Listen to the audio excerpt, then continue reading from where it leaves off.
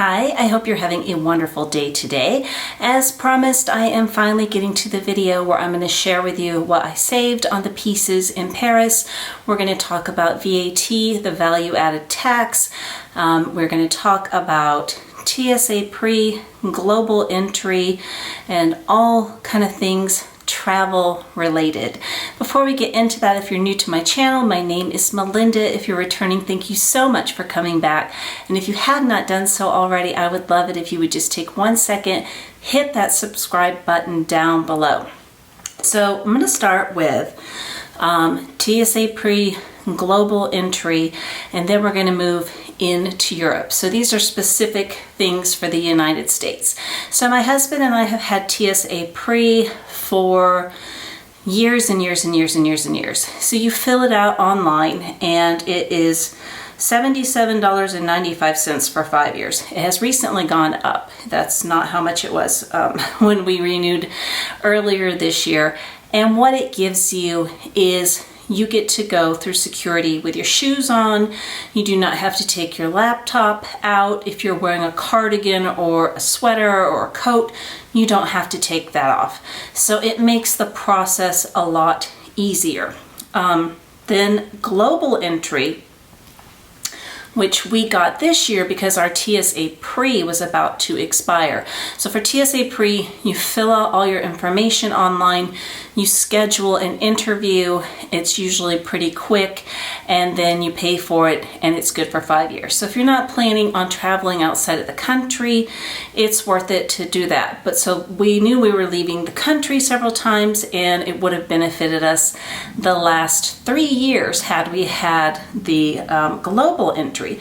Global entry is currently $120. We paid $100 in February, March, pretty early this year. And a global entry also includes TSA pre. So what global entry is, when you return to the United States, whether it's from a flight or a cruise ship, you get to skip that really long, winding line to go through customs. When we used it in Nashville, we were the only 2 people going through. And the officer, my husband's like running ahead of me, 6'4", and I'm a chihuahua, like trying to keep up with him. And the officer kept going, "Do you have global? Do you?" He was like shouting at me, and I'm like, "Yes, I have. Yes, I got it, dude. I got it." So global entry is a lot more difficult. You do have to interview for that one again. And it does come with TSA pre. So the TSA pre was $75 and then global was $100. It's now $120, but you get both together. Again, good for 5 years. So global entry is not easy to schedule an interview with, especially if you are in the Nashville area. So in the Nashville area, the first appointment was late September after both of our international trips. So then you have the option of going to a nearby airport to interview there. The closest airport to us would be Huntsville, and Huntsville would pop up with like an 8:30 a.m. but only for 1 person. The next closest would be Memphis, and we were going to do that before Aruba, but my dad was not going to be home, and I was like, I'd rather go to Memphis when my dad is home. And they sent us an email saying that we could do it upon entering customs in Aruba. So Aruba is a very unique country. You go through United States Customs in Aruba. So I looked online and Memphis gave its hours and its days. Everybody did except for Aruba, and we were flying back on a weekday. So we're like, well, we had all of our stuff with us and we'll just do the interview there. So we get to the airport and we go through, and I tell the lady we're going to do the global entry interview. We skip a good chunk of the line, and we get up there, and she goes, "We only do it on Tuesdays and Thursdays." So we had to get back into that line and didn't get to enjoy that, but it was wonderful coming home from London. So we did end up driving to Memphis, and I have never been to the Memphis airport. I walked in, I'm like, where are the people? There's nobody here. Where are the people? We went to the, it was very easy to find. We went to the the global entry interview place. It was very, very easy to find. There's 2 officers there, and there was like 2 people ahead of us. It was very quick. They actually didn't interview us at all. They just looked at our passports, took our fingerprints, and they told us on average they have 24 people per day from Nashville drive in there to get the global entry. So if you think you're going to be traveling out of the country, it's really worth it because it comes with both. The other thing that is offered is Clear, and my girlfriend keeps trying to get me to get Clear, and I'm like, absolutely not. So Clear is something where you walk through and it's either like they scan your eye or it's a fingerprint, and a person will take you to the front of the TSA pre-line, and you get to cut all the TSA pre-people. And it's $199 a year. So I don't think it's worth it at all. We usually fly every single month. There was 2 months we did not fly this year in a row, and I was so happy about that. To me, it's not worth it, but there are credit cards that will cover this cost. My husband's was covered, but it wouldn't cover me. My girlfriend's husband travels weekly for business, and his credit card also covers Clear, so he has that, and for him, that is fabulous. If you travel a lot, it's a good thing.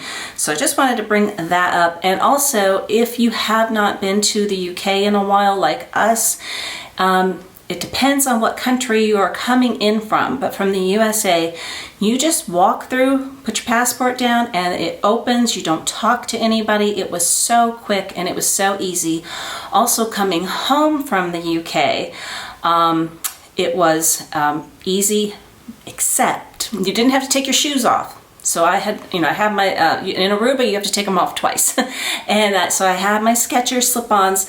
You don't have to take your shoes off. However, they are very, very different than the United States, Mexico, and Aruba. That's the only other countries I have been to in the last several years. And you must have all of your liquids in that quart size bag. And my bag got flagged, and we were there for an hour. The lady was horrible. She was throwing my lotions and potions into a dirty bin. She touched all those little wisp toothbrushes with her dirty gloves. And the poor woman in front of me, she was so graceful. She had a baby, and she was going through all the baby stuff, and she wanted to throw away the little frozen container that would keep the baby's stuff fresh. She's like, you can't have this because it's a refillable. And the lady's like, yes, it's refillable, but my baby. And another customs officer or whatever, it's not customs, just, whatever you call them there, came over and was like, it's fine, let the lady with the baby go. So bring that. I would bring that anywhere in Europe. They don't care in Aruba, they don't care here, they don't care in Mexico, but boy, did they care in the UK. So let's get into the VAT. Getting all these texts, sorry. So the VAT, it's the value added tax that you get back when you are purchasing things from a country in the European Union. So after the UK did Brexit, they no longer qualify for that. There is no duty free at the airport, which is such a bummer. That was wonderful. And so they don't qualify for that. And I luckily thought of all of this prior, because the last time that we did this, the last country that we were leaving from the EU was the UK.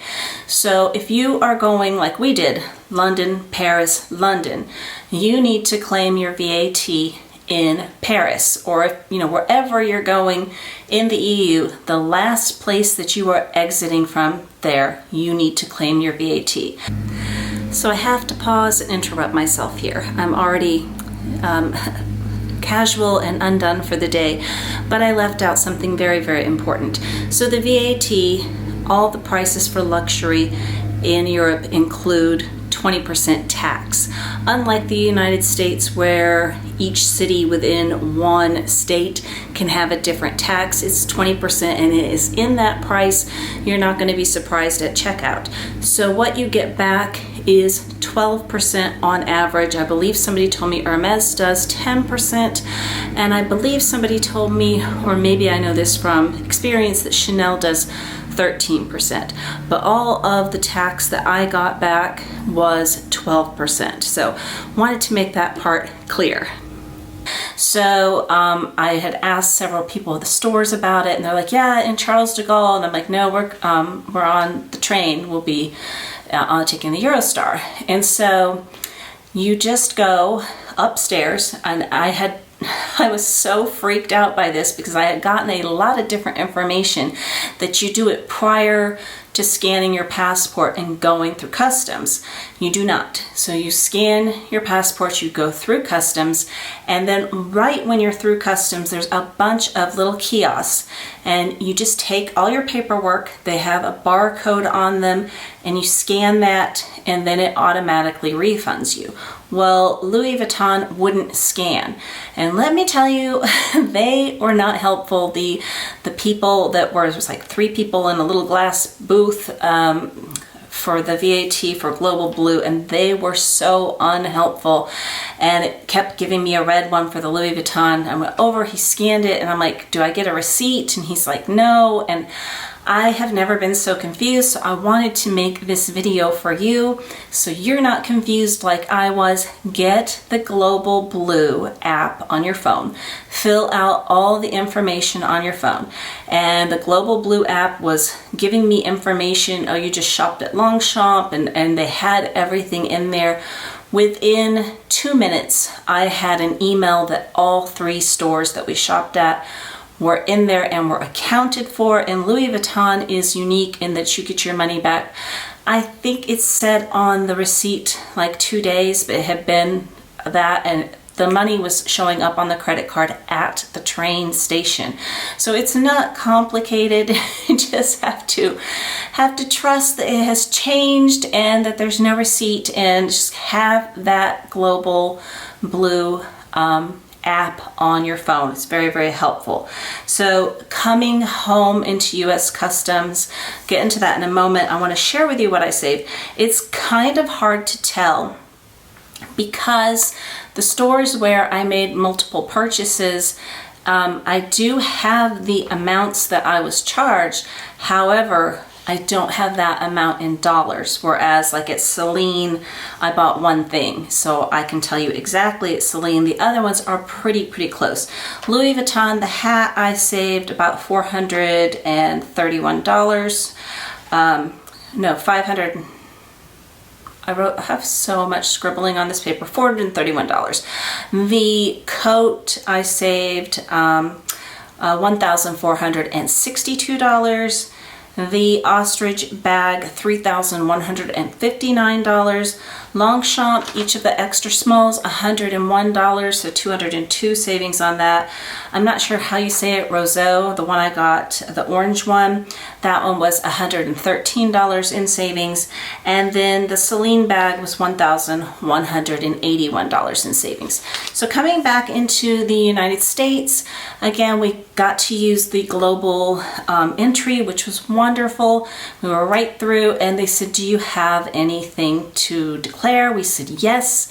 We went into an office. Now, previously, there was no way for them to collect money. They have recently finished our international terminal, and before, when we came through, we declared everything, and they did not charge us, but there was no computer, there was no clipboard, there was no way they could have charged us. And same thing with my daughter. I had her shop for me many times at Heathrow, and she was never charged.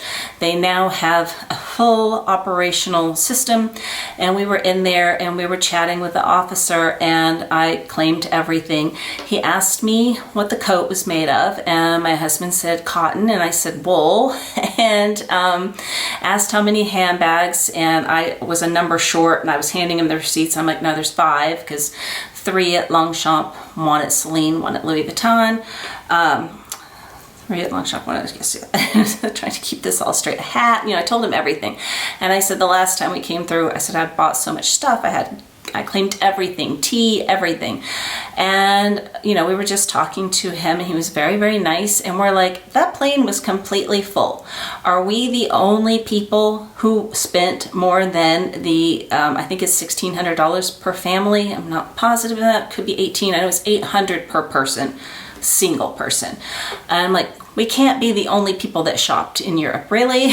And we were just laughing, and he's like, well, I'm gonna charge you for the handbags. We're not gonna worry about the coat and the hat. And we're like, okay.